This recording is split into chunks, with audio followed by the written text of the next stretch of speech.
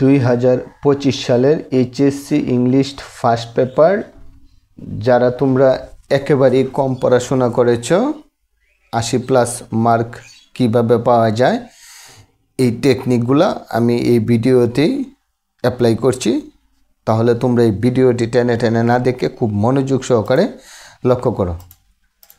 তো প্রথমেই তোমাদেরকে আমি মার্কস ডিস্ট্রিবিউশন 100 নম্বরের মার্ক এগুলাতে থাকবে। তো যাই হোক, এই যে এখানে দেওয়া আছে মাল্টিপল চয়েস কোয়েশ্চেন, এখানে থাকবে 5 অর্থাৎ এমসিকিউতে, আর শর্ট আনসারিং কোয়েশ্চেন থাকবে 15 অর্থাৎ এখানে 20 নাম্বার।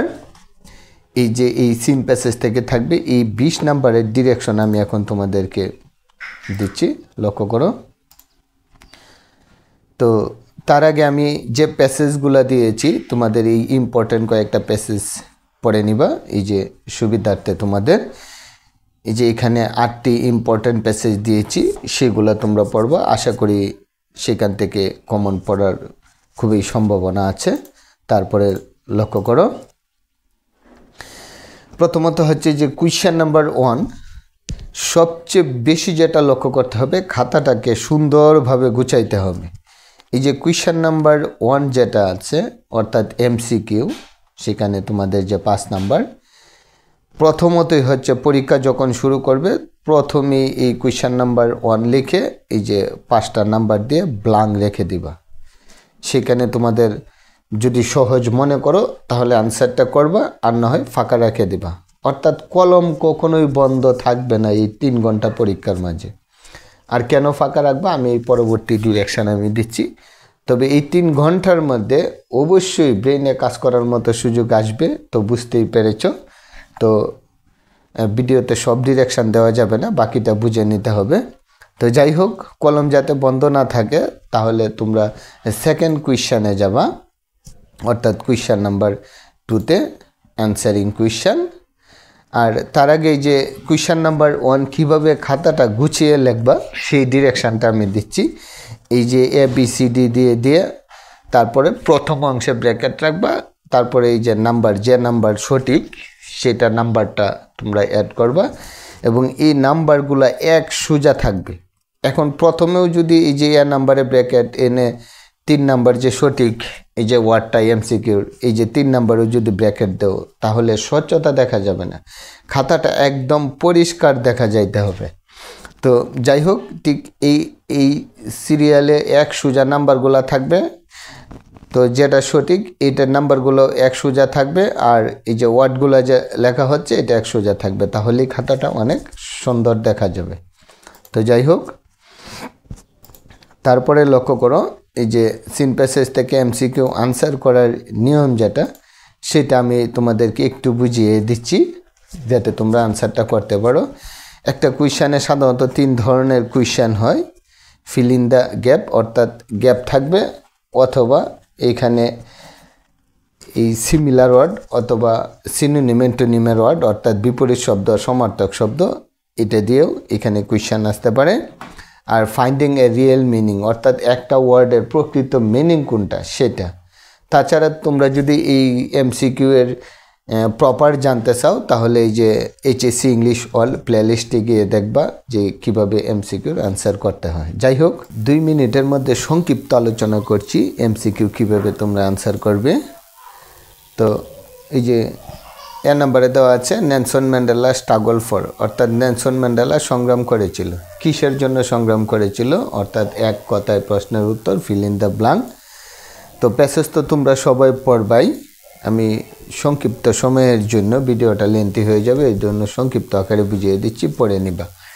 অর্থাৎ এইখানে জাস্টিস অর্থাৎ ন্যায়ের জন্য সংগ্রাম করেছিল, তো যে এখানে আনসার হচ্ছে কি জাস্টিস। আমি এটাই বোঝাতে চাচ্ছি যে এই যে এখানে যে ব্ল্যাঙ্ক থাকবে এমন একটা কোয়েশ্চেন করে দিবে যে এক কথায় একটা ওয়ার্ডের উত্তরে এই কোয়েশ্চেনটার উত্তর চলে আসবে। তো প্যাসেজটা যদি পড়ো তাহলে হুবহু ওয়ার্ডটাই এখান থেকে এই ধরনের কোয়েশ্চেনে তোমরা খুঁজে পাবে। তো এই ধরনের ফিল ইন দ্য ব্ল্যাঙ্কের কোয়েশ্চেনের অ্যান্সার নিয়ে তোমাদের টেনশন করতে হবে না, প্যাসেজটাতে প্রায় হুবহুই পেয়ে যাবে। তো লক্ষ্য করো, আরেকটি কোয়েশ্চেন দিচ্ছি, Nelson Mandela fought. Nelson Mandela সংগ্রাম করেছিল, কিসের জন্য সংগ্রাম করেছিল? তো এখানে এগেনস্ট অ্যাপার্টেড, এই যে এই বর্ণ বৈষম্যের বিরুদ্ধে, এই যে অ্যাপার্টেড কথাটা এনে আছে, যেমন Nelson Mandela guided South Africa from the shackles of apartheid, অর্থাৎ দিক নির্দেশনা দিয়েছিল বর্ণ বৈষম্যের জন্য টু মাল্টি রেসিয়াল ডেমোক্রেসি। তো যাই হোক, এই যে বর্ণ বৈষম্যের বিরুদ্ধে যে সংগ্রাম করেছিল, এই ওয়ার্ডটি এখানে, এই যে অ্যাপার্টেড হুবহু ওয়ার্ডটি আছে, আর এই যে এগেনস্ট কথাটার মানে এখানে এই লাইনগুলোর মধ্যে এখানে বোঝানো হয়েছে। আমি সংক্ষিপ্তের জন্য ডিটেল আলোচনা করছি না।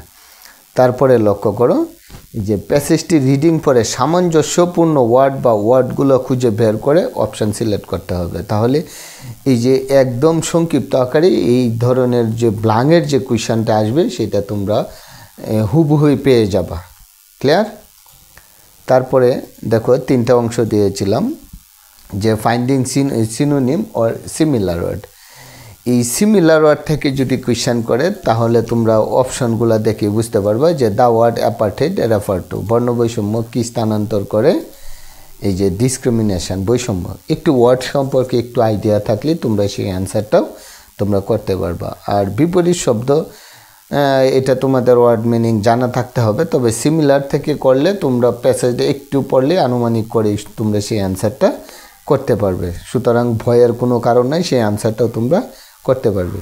কিন্তু এই যে পর্যাপ্ত সময় আগে বাহির করতে হবে, এই জন্য কোয়েশ্চেন নাম্বার 1-এ যদি তোমাদের ডাউট লাগে তাহলে পরে আনসারটা শুরু করবা। আর আরেকটি অংশ লক্ষ্য করো, যেমন ফাইন্ডিং এ রিয়েল মিনিং ইন্ডিকেটিং এ লাইন, অর্থাৎ অনেক সময় একটা লাইন ফিক্সড করে দিতে পারে যে এত নাম্বার লাইনে, ঠিক আছে? যেমন the word multiracial in line to refer to, অর্থাৎ দ্বিতীয় লাইনে কি প্রকাশ পায়? মাল্টিরেসিয়াল। তাহলে দেখো এখানে যে পিপল অফ ডিফারেন্ট রেস, অর্থাৎ এটা রিডিং পরে বাংলা করলেই বুঝবা যে এটার অ্যান্সারটা হচ্ছে, অর্থাৎ দ্বিতীয় লাইনে এসে রিডিংটা পড়বা। আমি পূর্বেই বলেছি যে যদি ডিটেল জানতে চাও তাহলে এই যে প্লে লিস্টে গিয়ে এইচএসসি ইংলিশ ফর, সেইখানে এমসিকিউর অ্যান্সারে একবারে পার্ট বাই পার্ট রিডিং পরে বোঝানো হয়েছে। তো যাই হোক, তোমরা তো মূল বিষয় বুঝতেই পেরেছ। তো এই জন্য যে নোট দিছি, সরাসরি লাইন গণনা করবে, ফুল স্টপ দেখার দরকার নেই। অনেকে আছে যে ফুল স্টপ দেখে লাইন গণে না, এটা প্রত্যেকটা লাইন শুধু গণলেই চলবে। এবং অর্থটি বের করে প্যাসেজের মধ্যে যে শর্ত প্রকাশ পায় তার সিমিলার অর্থের অপশন সিলেক্ট করতে হবে। ওকে, তো আমরা পরবর্তী স্টেপে যাই, অর্থাৎ আমরা কীভাবে কোয়েশ্চেনের আনসারটা করবো সেইটাও আমি সংক্ষেপে ব্রিফ দিচ্ছি, এটারও আলাদা ভিডিও আছে। যাই হোক, তো লক্ষ্য করো, কোয়েশ্চেনটি যে টেন্সে করা হবে সেই টেন্সের আনসার করতে হবে। এই বিষয়টা তোমাদেরকে মনে রাখতে হবে। যদি তোমরা কোয়েশ্চেনের একটু দক্ষতা কম থাকে তো একটা বিষয় মনে রাখবা, যে টেন্সে কোয়েশ্চেন করবে সেই টেন্সে অ্যান্সার করতে হবে। কোয়েশ্চেনটি যদি ভয়েজে করা হয় তাহলে ভয়েজে অ্যান্সার করতে হবে। আমি সংক্ষিপ্ত টেকনিকগুলোও তোমাদেরকে বুঝিয়ে দেব। লক্ষ্য করো, যেমন ডব্লিউএস ওয়ার্ড থাকে, তাহলে ডব্লিউএস ওয়ার্ডে আমি তোমাদেরকে আরেকটি মেইন বিষয় ইনফর্ম করছি যে হোয়াট দ্বারা যদি কোনো কোয়েশ্চেন করা হয়, অর্থাৎ ডব্লিউএস দ্বারা যে ওয়ার্ড কোয়েশ্চেনগুলো করবে এইগুলোর অ্যান্সার প্যাসেজে কোথায় খুঁজে পাবে সেই বিষয়গুলো একটু লক্ষ্য করলেই আনুমানিক করে তোমরা অ্যান্সারটা করতে পারবে। যেমন হোয়াট শব্দের অর্থ কি অথবা কি, অর্থাৎ হোয়াট দ্বারা কোয়েশ্চেন করলে ইনফরমেশন অথবা সংজ্ঞা জানতে চাবে। যদি সংজ্ঞা জানতে চায় তাহলে প্যাসেজের প্রথম অংশে আসবে, আর যদি তথ্য জানতে চায় তাহলে প্যাসেজের মাঝখান বরাবর খুঁজবা, তাহলে অবশ্যই তোমরা সেটার উত্তর পেয়ে যাবা। তারপরে দেখো, হোয়ার দ্বারা যদি কোনো কোয়েশ্চেন করা হয় তাহলে অবশ্যই স্থান সম্পর্কে জানতে চাবে। হোয়ার শব্দের অর্থ কোথায়, এই স্থান সম্পর্কে যদি জানতে চায় তাহলে প্যাসেজের মাঝখান বরাবর সেই উত্তরগুলো পাবা। হ্যাঁ, এখন একটা প্যাসেজ কি বারবার রিডিং পড়বা? যদি হোয়ার দ্বারা কোনো কোয়েশ্চেন করা হয় তাহলে অবশ্যই প্রিপজিশন এট অথবা ইন থাকবে এবং এই স্থানটা উল্লেখ থাকবে, তখন ওই লাইনটাই তোমরা সিলেক্ট করবে। তারপরে দেখো, হোয়েন দ্বারা যদি প্রশ্ন করা হয় তাহলে সময় সম্পর্কে জানতে চাবে, তখন প্রিপজিশন অ্যাট ইন ওয়ান, এই প্রিপজিশন খুঁজলেই তোমরা পেয়ে যাবে এই কোয়েশ্চেনের আনসারটা, কারণ সময় উল্লেখ থাকলে এখানে একটা প্রিপজিশন থাকবে।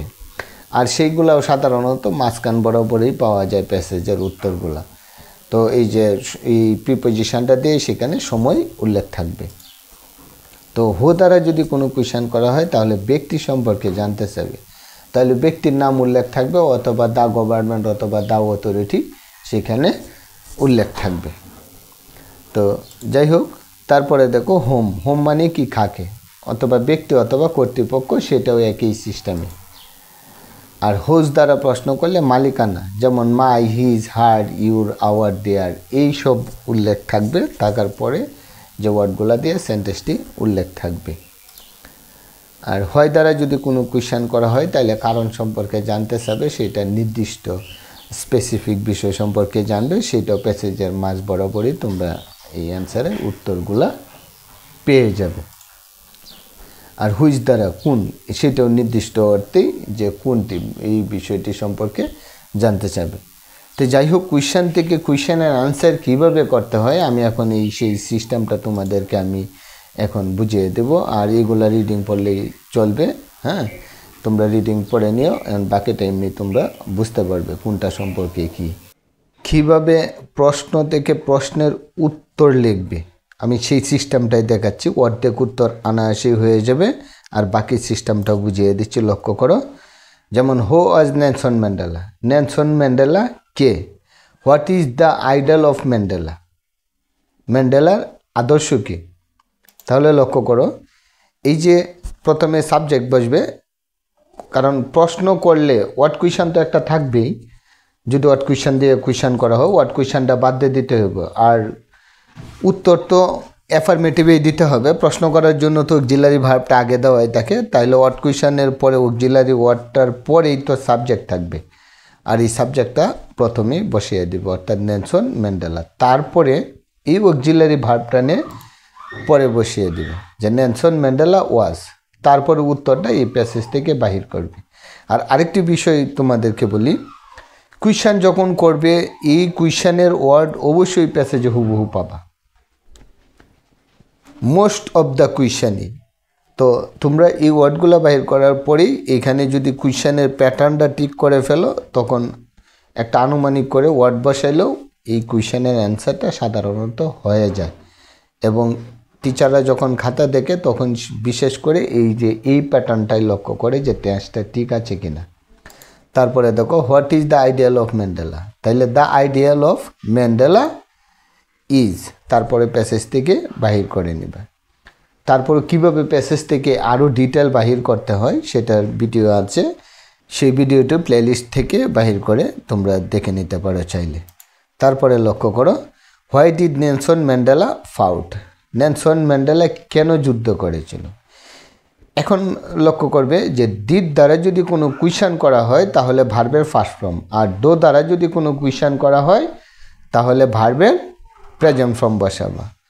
আর বাকি সকল টেন্সের ক্ষেত্রে যে কোনোভাবে কোয়েশ্চন করুক অক্সিলারি ভার্বটা নিয়ে পিছনে বসিয়ে দিবে। আর যদি শুধু ডো অথবা ডিড দ্বারা প্রশ্ন করে তাহলে এই সিস্টেমটা লক্ষ্য করবে। যেমন দেখো নেলসন ম্যান্ডেলা, এই যে নেলসন ম্যান্ডেলা পরে ডিড দ্বারা প্রশ্ন করা হয়েছিল, তাহলে আমরা ভার্বের ফার্স্ট ফর্ম দেব আর ডিড বাদ দিয়ে দেব, তাইলে ফাউট, যুদ্ধ করেছিল। এখন আসে যে কিসের জন্য যুদ্ধ করছিল, তাইলে সেটা আমরা প্রিপোজিশন ফর দিয়ে সেন্টেন্সটি শুরু করতে পারো প্যাসেজ থেকে যে লাইনগুলো নিবে, তাইলে ফর।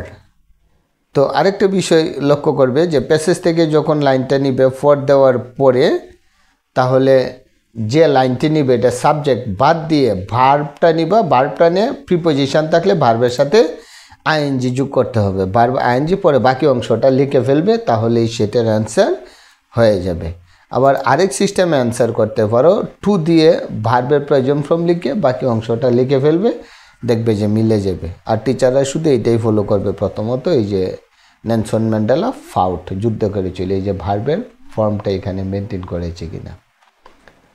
আবার আরেকভাবে অ্যান্সার করতে পারবে, যদি ফুল সেন্টেন্সে লেখো ফর অথবা ভার্বের প্রেজেন্ট ফর্ম না দেয়, টু না দেয়, যদি লেখো ফুল সেন্টেন্সে, তাহলে দুই সেন্টেন্সের মাঝখানে বিকজ দিয়ে তারপরে আরেকটি ফুল সেন্টেন্স লিখে ফেলবা। এই যে উত্তরে যে কয়টা সেন্টেন্স বসাইতে হয়, তো এইভাবেই এই জন্য বলা হয়েছে যে ফুল সেন্টেন্স। ওকে, তারপরে লক্ষ্য করো যে what did Nelson Mandela say in his acceptance speech on becoming south আফ্রিকাস first black president. যদি এভাবে বড় প্রশ্ন থাকে টেনশনের কোনো কারণে এই যে ডিড বাদ দিয়ে নেলসন ম্যান্ডেলা, এই যে নেলসন ম্যান্ডেলা সেড দিয়ে কী বলেছিল, সেড যে বলছিল যে কথাটা এখানে বসে পরে বাকি অংশটা লিখে ফেললে প্রশ্নের কোয়েশ্চেনের আনসার হয়ে যাবে। তো যাই হোক, হুইয়ান দ্বারা প্রশ্ন করলে কোয়েশ্চেনের প্যাটার্নের সিস্টেমের আনসার তো একই। আর আমি গল্পের মধ্যেও বলছি যে প্রিপোজিশনগুলো খুঁজে বার করবে হুইয়ান দ্বারা, হোয়ার দ্বারা কোয়েশ্চেন করলে ওই সিস্টেম মোতাবেক তোমরা কোয়েশ্চেনের আনসার তোমরা করে আসতে পারবে। শুধু এই প্যাটার্ন সিস্টেমটা মনে রাখবে। তারপরে লক্ষ্য করো এই যে কোয়েশ্চেন নাম্বার 2 যে খাতাটা যেভাবে গুছাবে সেটা হচ্ছে এই যে ABCDEF এইভাবে যখন দিবে তখন এই যে নাম্বারগুলো আলাদা থাকবে এবং লেখার যে লাইনগুলো প্রত্যেকটাই এই যে এখান থেকে যে লাইনটা শুরু করবে পরবর্তী লাইনটাও এখান থেকেই শুরু হবে, অর্থাৎ লাইনগুলো আলাদা বোঝাবে এবং নাম্বারগুলো আলাদা বোঝা যাবে। আর তোমরা কোয়েশ্চেন অবশ্যই নিজেরা প্রথমেই লিখে ফেলবে। 1 নং কোয়েশ্চেন লিখে ব্লাঙ্ক রেখে, যদি পারো তো লেখলে, না লেখে ব্লাঙ্ক রেখে তারপরে 2 নংয়ের কোয়েশ্চেন সরাসরি লেখা শুরু করে দিবে। তাহলে সময় নষ্ট হবে না এবং কলমে লেখা বন্ধ থাকবে না। আমি পূর্বেই বলেছিলাম লেখা বন্ধ করা যাবে না। তারপরে লক্ষ্য করো, তোমাদেরকে আমি সংক্ষিপ্ত আকারে বুঝিয়ে দিচ্ছি কোয়েশ্চেন নাম্বার 3, আর সেটিতে 15 নাম্বার। এই ভিডিও দেখে এখান থেকে কমপ্লিট করে ফেলতে পারবে এক্সারসাইজ ব্যতীতই। ভালো করে ভিডিওটা মনোযোগ সহকারে লক্ষ্য করো। দেখো এখানে একটা তোমাদের প্যাসেজ দেওয়া থাকবে, সংক্ষিপ্ত আকারে একটা প্যাসেজ দেওয়া থাকবে, আর এই প্যাসেজটিও সিন প্যাসেজ থেকে থাকবে। আর কোয়েশ্চেন উল্লেখ থাকবে read the above text and make a flow chart showing the activities and achievement of Nelson Mandela. 1 is done for you. অর্থাৎ এই প্যাসেজের আলোকে এখানে লাইন দেওয়া থাকবে, দিয়ে পরে একটা করে দেওয়া থাকবে ঠিক এইভাবে। যেমন guided South Africa from the shackles of apartheid to multiracial democracy. এই একটা লাইন দিয়ে পরে বাকি 5টা বক্স দেওয়া থাকবে। ঠিক এইভাবেই কোয়েশ্চেনটা করা থাকবে। এখন আরেকটা প্যাসেজ থাকলে কোয়েশ্চেনের প্যাটার্নটা এটা চেঞ্জ হবে, কিন্তু এখানে সিস্টেম হচ্ছে কি একই।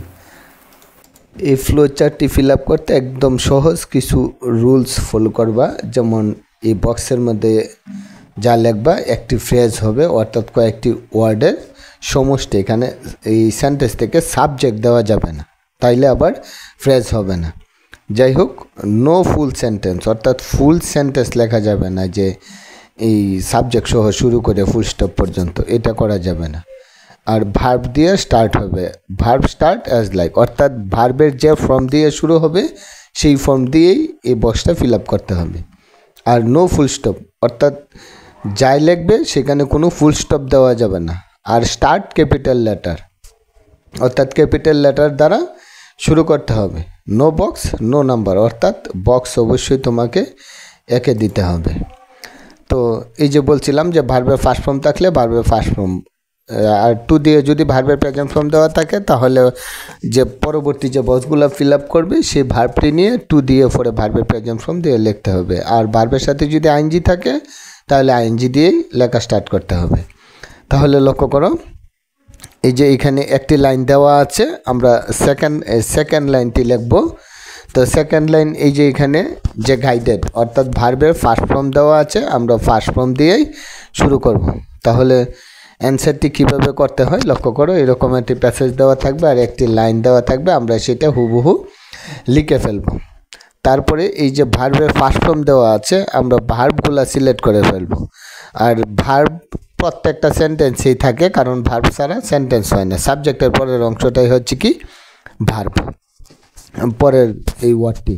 তাহলে লক্ষ্য করো, যেমন এই যে guided South Africa, the South Africa from the shackles of apartheid to multiracial democracy. As an icon of peace and reconciliation.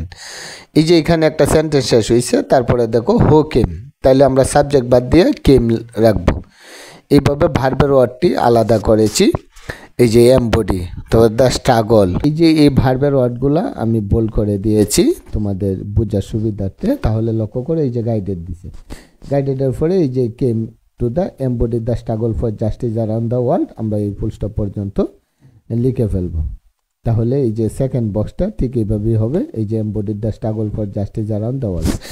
এখন আমরা ইচ্ছা করলে আবার এই যে এমবডিড থেকেও নিতে পারবো, কারণ এটাও একটা ভার্ব হিসেবে ওয়ার্ডটি ইউজ হয়েছে। এই যে এখন আমরা এটা না নিয়ে মন চাইছে যে আমরা এখান থেকেও নিব, কারণ এক সিরিয়ালি নিচের দিকে আসলেই চলবে, কারণ সেন্টেন্সের দরকার, এই লাইনের দরকার 6টি, একটি দেওয়া আছে আর 5টি লাইন লাগবে, তাহলে 5টা ওয়ার্ড সিলেক্ট করলেই তো চলে। এইখানে কমপক্ষে 10 থেকে 12টা লাইন দেওয়া থাকবে, তো 12, 14টি 15টি ভার্বের ওয়ার্ডও পাবা, 20টিও পাবা। তো এইখান থেকে 5টা লাইন লেখা তো কোনো বিষয়ই না। তো যাই হোক, এই যে ফাইট এখানে আছে, ফাইট, ফাইটের ফার্স্ট ফর্ম হচ্ছে কি fought, against white minority rule. তারপরে দেখো এই যে পরের ভার্বটা নিলাম রিজলভ, আবার অর্থাৎ সবটি ভার্বের ফার্স্ট ফর্ম আমরা ইউজ করতেছি। Resolve to fight for his people's এমানসিপেশন, এই যে রিজলভ, রিজলভ এখানে ভার্বের প্রেজেন্ট ফর্ম ছিল, অর্থাৎ এখানে আমরা দিয়েছি ফার্স্ট ফর্ম। তারপরে লক্ষ্য করো এই যে 4টি লাইন আমরা লিখেছি, এখন 5 নাম্বার লাইন লিখবো। এই যে অ্যাভয়েড, অ্যাভয়েডেড, এই যে এখানে ছিল অ্যাভয়েডিং, তাইলে ভার্বের সাথে আইএনজি ছিল, এখানে আমরা ফার্স্ট ফর্ম দিব অ্যাভয়েডের ফার্স্ট ফর্ম অ্যাভয়েডেড, আর সিভিল ওয়ার। এন পর্যন্ত লিখছি আমরা, শেষ, কোনো সমস্যা নেই। তারপরে 6 নম্বর লাইন দেখো যে won the support of the world, এই যে উইনের ফার্স্ট ফর্ম ওন্ড। তো এই যে ভার্বের পরে যে ওয়ার্ডগুলো আছে এগুলো লিখে ফেললেই একটা ফ্রেজ হয়ে যাবে। তো হ্যাঁ, এখন ভার্বের ফার্স্ট ফর্ম দিয়ে লিখেছ তোমরা, এখন দেখি আমরা আরও কীভাবে সহজ করা যায়। কিন্তু পরীক্ষার হলে যে আনসারটা করবা ঠিক এইভাবেই, এই যে দেখো প্রত্যেকটি বক্স সমান হবে, আর এই বক্সটি আঁকার সিস্টেমটা পর্যন্ত বলে দিয়েছি, এই ডিটেল ভিডিও আছে এটার উপরেও, চাইলে তোমরা play list HS English all play list check করে সেখান থেকেও তোমরা এটা পুরোপুরি দেখে নিতে পারো। তো যাই হোক, ঠিক এইভাবেই এই যে answer to the question number 2 লিখে বা 3 লিখে পরে এই যে এই ফ্লোচার্টটা এইভাবে বক্স আকারে এঁকে পরে এই যে আমি বলেছিলাম যে ক্যাপিটাল লেটার দ্বারা শুরু হবে, এই যে গাইডেড জি ক্যাপিটাল লেটার, আর এই যে 6টি সংখ্যা 6টি লাইন, এই 6 নাম্বার দিয়েছি, আর এই যে তীর চিহ্ন দেওয়া হয়েছে, এরও চিহ্ন, আর প্রত্যেকটা বক্স সমান বড় হয়েছে। ঠিক এইভাবে যখন খাতাটা গুছাবা তাহলে অনেক সুন্দর হবে এবং নাম্বারটাও প্রপার চলে আসবে।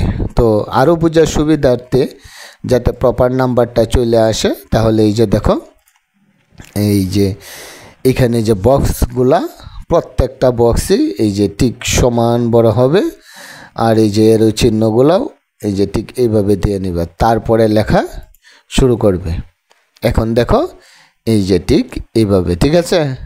এখন যদি টু দিয়ে ভার্ব থাকে তাহলে টু দিয়ে ভার্বের প্রেজেন্ট ফর্ম ইউজ করবে, আর যদি ভার্বের সাথে আইএনজি হইতো তাহলে আইএনজি দিয়ে প্রত্যেকটা ভার্ব ঠিক এইভাবেই অ্যান্সার করা হইতো।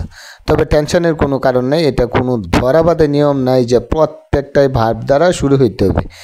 একটি সেন্টেন্স অথবা 2টি সেন্টেন্স ভিন্নভাবেও দিতে পারবে, কোনো সমস্যা নেই। তবে সাবজেক্ট ইউজ করা যাবে না, কারণ এটা একটা ফ্রেজ হিসেবে ইউজ হইব। তো প্রথম লাইনটি তোমরা ভালোভাবে ফলো করবে, সেটা ফলো করে তোমরা অ্যান্সারটা করবে। তারপরে আসো সামারি। সামারি যে বিষয়টা লিখবা, তোমরা সবাই জানো যে কিভাবে সামারি লিখতে হয়, তারপরেও কিছু নিয়ম নীতি যখন লক্ষ্য করবা তখন তোমাদের সামারিটা লেখার একদম সহজভাবে বুঝতে পারবে যে কিভাবে লিখতে হয়। আমি সংক্ষিপ্ত আকারে বলছি, লক্ষ্য করো 3টা পার্ট থাকে। একটা হইল টপিক সেন্টেন্স, প্রথম যে সেন্টেন্সটি, তারপরে সাপোর্টিং সেন্টেন্স অর্থাৎ মাঝখানে, তারপরে কনক্লুডিং লাইন। এখন দেখো first line find out the title, এই যে পুরো প্যাসেজটার মূল বিষয়টা এক লাইনের উপরে উঠায় ধরতে হবে। তারপরেও প্রথম লাইনটা আমি লিখে দিই মনে যে কীভাবে লেখার সিস্টেমটা।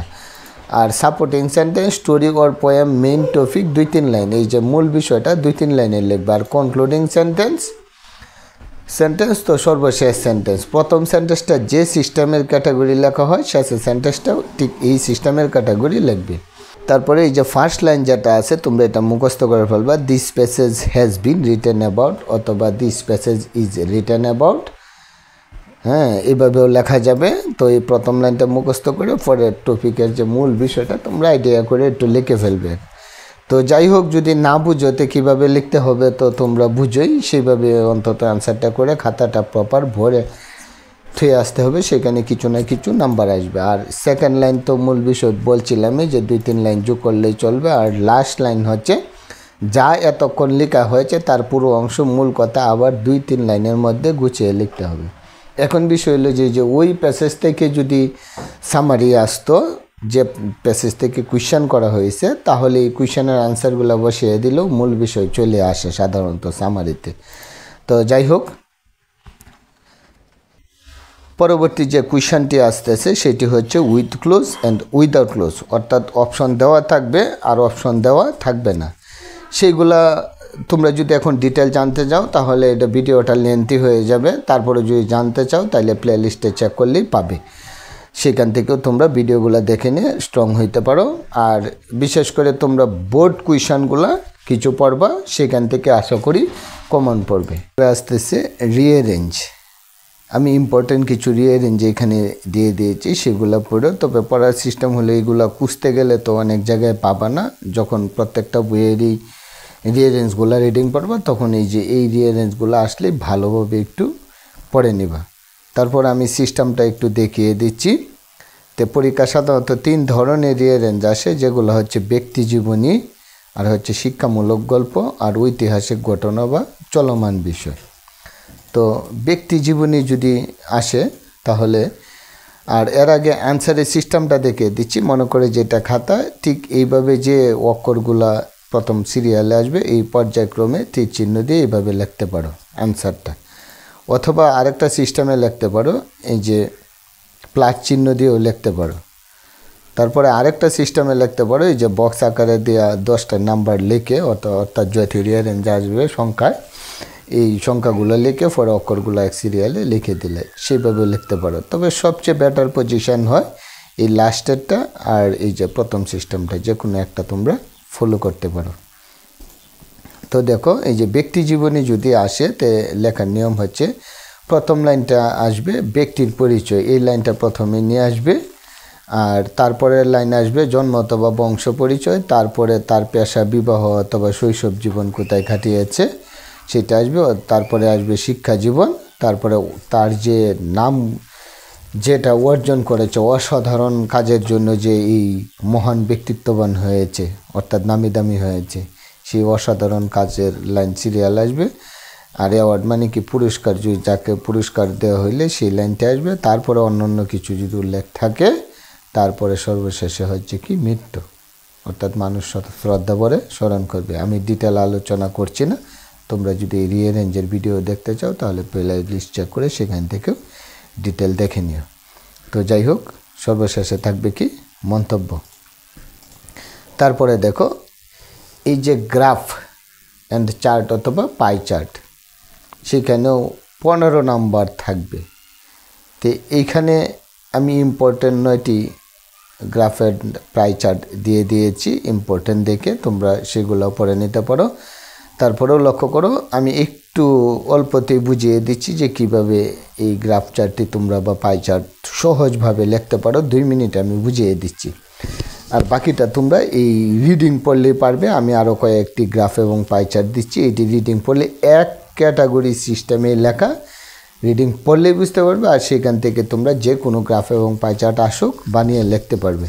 তারপরেও এই প্লে লিস্ট চেক করলে 10টি ভিডিও আছে এক সিরিয়ালে গ্রাফ অ্যান্ড পাই চার্টের, আশা করি সেখান থেকেও তোমরা পড়ে নিতে পারো। তো যাই হোক, এই যে পাই চার্টটার লাইনটি দেওয়া আছে, প্রথম লাইনটা হুবহু অ্যান্সারে লিখে ফেলবে। দ্য পাই চার্ট বিলো ওয়ার্ডটা বাদ দিয়ে shows the percentage of blood type for a group of 200 people, হুবহু লিখে ফেলবে। আর এখানে দেখা গেল যে এই পাই চার্টটাতে এই কিছুই চাইছে যে এখানে 200 লোকের ব্লাড গ্রুপ চেক করা হয়েছিল, এর মধ্যে এই যে এত পার্সেন্ট পাওয়া গেছে বি আর এত পার্সেন্ট পাওয়া গেছে ওতে, এই সমস্ত দেওয়া আমি সংক্ষেপে বুঝিয়ে দিচ্ছি। তাহলে দেখো হুবহু লাইনটা প্রথম লাইনটা বিলোয়ারটা বাদ দিয়ে ফুল স্টপ পর্যন্ত লিখে ফেলবে। তারপরে দেখো সহজার্থে যে সিস্টেমে দিয়েছি, যেমন এখানে 4 ধরনের পার্সেন্টেজ দেওয়া আছে, এই জন্য দেয়ার আর 4 টাইপ অফ ব্লাড গ্রুপ শোন ইন দ্য পাই চার্ট। তারপরে দোজ আর, এগুলো হচ্ছে ব্লাড গ্রুপ, এই যে ও বি, এই 4টা নাম লিখে ফেললেই চলবে। O B, A B and A of the 4 type of blood group has shown blood group. এখন সবচেয়ে বেশি কোনটা এখানে তখন বের করতে পারবা, যে এই যে 40% ও, তাহলে has the highest percentage 40% and lowest percentage 16% blood group of the 200 people. তো এই যে এইভাবে লাইনগুলোই তোমরা লিখতে পারবে। তারপরে উই ক্যান অলসো সি, পরে বাকি পার্সেন্টেজগুলো পার্ট বিশ্লেষণ করে দিলা। Also see 25% blood group B, 19% blood group A B and 16% blood group A. তারপরে দেখো এই যে গ্রাফটা তো একটু বড় করতে হবে, তাহলে ক্যালকুলেটর মারলেই চলে। If we calculate we will find that of the 200 people 40% into 200 ভাগ 100 দিলে 80% বাইর হয়ে যাবে। পার্সেন্ট হ্যাভ ব্লাড গ্রুপ ও, এইভাবে প্রত্যেকটাই বাকি অংশগুলো বাহির করা আছে। তো যাই হোক, তো এইখানে এই যে অ্যান্সারটা একসাথে দিয়ে দিয়েছি, ঠিক পরীক্ষায় ঠিক এইভাবে অ্যান্সার লিখবে, চিত্র আঁকবে না, শুধু অ্যান্সারটা লিখবে। এর ধারাবাহিকতার লাইন বজায় রেখেই বাকি অংশগুলাও আমি দিয়ে দিচ্ছি। দেখো এখানে আরও কয়েকটা গ্রাফ আছে, যে গ্রাফ সিস্টেমে একই সিস্টেমে এই যে সেন্টেন্সগুলো আলাদা আলাদাভাবে দিয়েছি, সর্বশেষে অ্যান্সারটা আমি একত্রিত করে দিচ্ছি। শেষ করে এই যে এই লাইনগুলা দিয়ে দিয়েছি পাই চার্টের। এখন দেখো এই অ্যান্সারটা একসাথে দিয়ে দিয়েছি, তোমরা এইভাবে পরে একসাথে লিখে ফেলতে পারো। তারপরে লক্ষ্য করো এই যে গ্রাফেরটাও ঠিক একই ক্যাটাগরির সিস্টেমে, তোমরা লাইনগুলো রিডিং পড়লেই তোমরা বুঝতে পারবে। আর ডিটেল জানতে চাইলে প্লে লিস্টে গিয়ে এই টোটাল ভিডিওগুলো ডিটেল জেনে নাও। তাহলে দেখো এই যে এই লাইনগুলো আমি এখানে দিয়েছি, রিডিং পড়লেই ওইটার ধারাবাহিকতাভাবেই ঠিক সেইভাবেই লেখা হয়েছে। সেখানে শুধু পার্সেন্টেজের জায়গায় সালগুলো উল্লেখ করে পার্ট বাই পার্ট দেওয়া আছে। তাহলে লক্ষ্য করো এই যে এইখানে একসাথে অ্যান্সারটা দিয়ে দিয়েছি, এই যে একসাথে অ্যান্সারটা এখানে দিয়ে দেওয়া হয়েছে। তো তোমরা যদি এই পাই চার্টগুলো পড়ো তাহলেই সবগুলোর প্রপার আনসার তোমরা শেষ করতে পারবে। তারপরে দেখো এই যে কমপ্লিটিং স্টোরি, এই কমপ্লিটিং স্টোরিগুলো দিয়ে দিয়েছি, ইম্পর্টেন্ট স্টোরি। এই কমপ্লিটিং স্টোরিগুলো তোমরা পড়ে নেবে, আশা করি এখান থেকেই কমন পড়বে। আর তারপরে আসতেছে ইনফর্মাল লেটার। এই ইনফর্মাল লেটারে একটি মাত্র লেটার পড়বে, আশা করি পুরো লেটারগুলোই যে কোনো লেটার লিখতে পারবে। আর এই ইম্পর্টেন্ট কিছু লেটার তোমাদেরকে আমি এখানে দিয়ে দিয়েছি, সেগুলা মূল বিষয় পড়ে নেবে। এবং লেটারটা কীভাবে সংক্ষিপ্ত আকারে লেখা যায় আমি সেই সিস্টেমটা দিচ্ছি। এই যে কোনো লেটার আসুক, মূল লাইন এটা যদি মুখস্থ করো, একটু কঠিন হইলেও ওয়ার্ডগুলো একটু হার্ড দিয়েছি, যাতে কোনো লেটারের সাথে না মিলে, অর্থাৎ বুঝতে পারবে যে প্রপার অ্যান্সার করেছে। যেহেতু একটা লেটার থেকে যে কোনো লেটার লিখবে, এই কারণেই আমি এই লাইনগুলো মূল বিষয়টা এখানে এই যে to tell a few line about এতটুক তোমরা লিখবে। লেখার পরে যে বিষয় পরীক্ষা আসবে তার নাম লিখবে, লিখে তারপরে এই বিষয় কয়েক লাইন লিখবে, অর্থাৎ 66টি লাইন লিখলেই চলবে মাঝখানে। তারপরে এই যে নো মোর টুডে দিয়ে বাকি অংশগুলা লিখবে, এই যে এখান পর্যন্ত এটা হুবহু লিখবে, আর মূল বিষয়টা মাঝখানে লিখবে। আর এই মূল বিষয়টা লেখার জন্য লক্ষ্য করো যে দেওয়া হয়েছে এই যে পত্রের মেইন অংশ, এই যে এই মূল বিষয় যেটা লিখবে, যে এই লেটারগুলো যদি আসে তাহলে মূল লাইন এটা দিলেই চলবে। আর বিষয়ের নামটা উল্লেখ করে দেবে এই যে ব্র্যাকেটের ভিতরে। তোমরা রিডিং পড়লে অবশ্যই বুঝতে পারবে, এখানে সহজ ভাষায়, কারণ আমি রিডিং পড়ছি না, ভিডিওটা লেন্থি হয়ে যাবে। সর্বশেষ কিছু ইম্পর্টেন্ট দিক নির্দেশনা, সেটি হচ্ছে যে তোমরা যেগুলো পারবে না সর্বশেষে আনসার করার চেষ্টা করবে, আর সব সময় যেগুলা পারবে সেগুলা ধারাবাহিকভাবে লিখে যাবে। আর বিশেষ করে রাইটিং পার্ট লিখতে থাকবে, তাহলেই কলম আর বন্ধ থাকবে না। পুরো সময়টা ব্যয় করতে পারলে লেখার মাধ্যমে অবশ্যই একটা ভালো নাম্বার আর্ন হবে। এই ছিল আজকের বিষয়বস্তু। পরবর্তী ভিডিও, প্রত্যেকটি ভিডিও সহজে পেতে ভিডিওটিতে একটি লাইক দিয়ে zero to job English YouTube চ্যানেলটিকে সাবস্ক্রাইব করে বেল আইকনে ক্লিক করে রাখুন। ধন্যবাদ সবাইকে। Thank you so much.